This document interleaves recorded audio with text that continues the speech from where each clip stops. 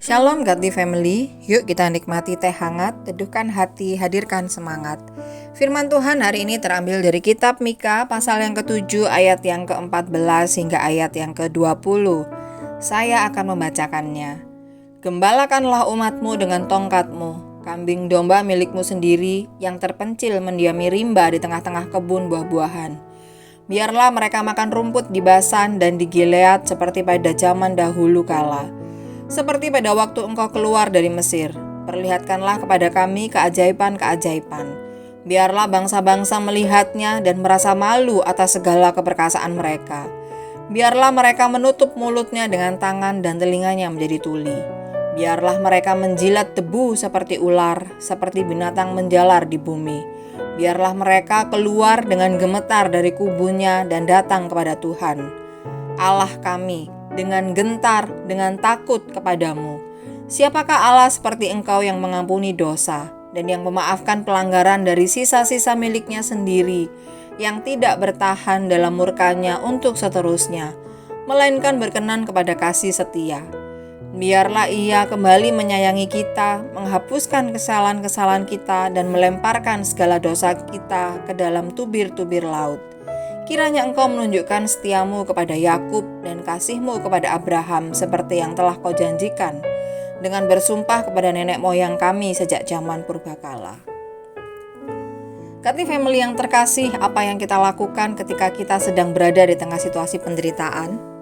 Kecenderungan kita adalah menyalahkan keadaan dan mencari kambing hitam. Tetapi yang ada kita justru mendapatkan kecemasan, kekalutan, dan mungkin penderitaan semakin bertambah. Ketika berada dalam situasi yang tidak nyaman, Nabi Mika memilih untuk mengungkapkan doanya kepada Allah. Nabi Mika menyadari penderitaan bangsa Israel saat itu, tetapi hal itu disebabkan oleh dosa mereka sendiri yang melawan Allah.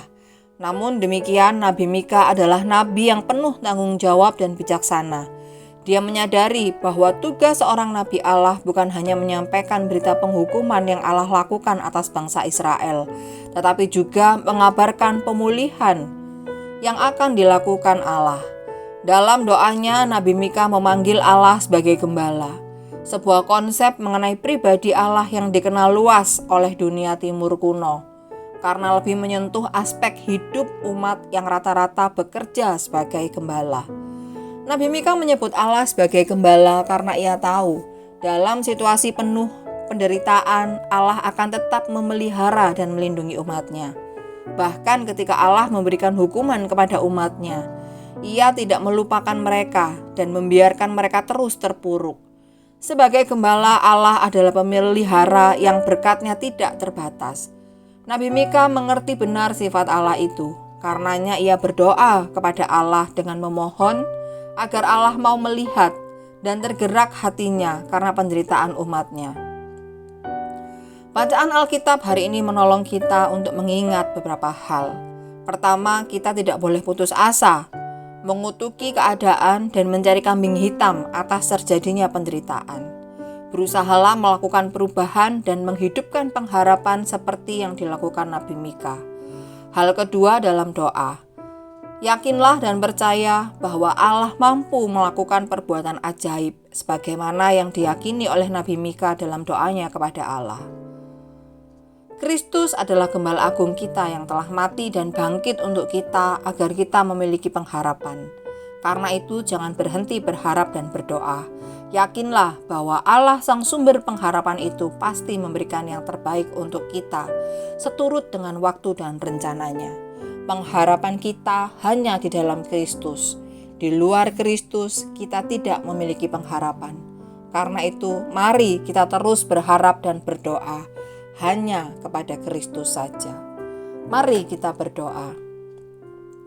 Bapa Sorgawi, kami bersyukur untuk firman yang menjadi perenungan kami hari ini, yang mengingatkan kami bahwa Engkau adalah gembala agung kami, sumber pengharapan kami. Kami percaya Engkau tidak akan membiarkan kami terpuruk dengan keadaan kami, tetapi Engkau ya Allah Roh Kudus yang menolong kami dalam melakukan perubahan-perubahan dalam hidup kami, sehingga kami selalu memiliki pengharapan, dan pengharapan kami yang sejati hanya di dalam Kristus. Tolong setiap aktivitas kami sepanjang hari ini ya Tuhan. Di dalam nama Tuhan Yesus Kristus kami berdoa.